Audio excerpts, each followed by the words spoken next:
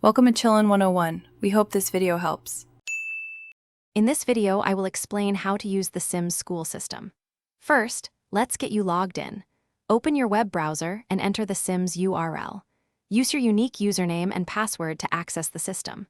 Once logged in, you'll see the main dashboard. Take a moment to familiarize yourself with the layout. You can personalize your dashboard by adding or removing widgets, ensuring your most used features are just one click away for maximum efficiency. Now, let's dive into managing student information, a core function of Sims. Navigate to the Pupil Details module to view and update student records, including contact information and medical notes. For attendance, select the Attendance module and mark students present, absent, or late. This data is crucial for statutory reporting.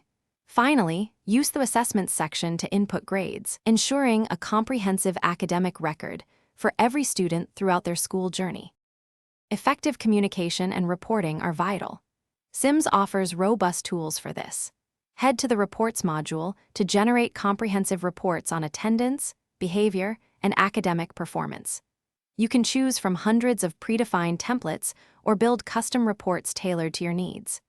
Additionally, the integrated communication features allow you to send secure messages or emails to parents and staff directly from the system, streamlining information, sharing, and ensuring everyone stays informed with minimal effort.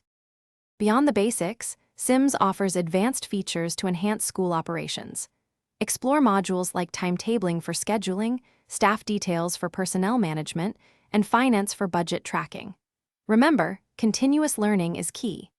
Access the comprehensive online help guides and video tutorials for in-depth explanations. Should you encounter any technical issues or have specific questions, the dedicated Sims support team is readily available to provide expert assistance, ensuring smooth and efficient system usage for your entire institution. Thanks for watching. Consider subscribing if we helped you.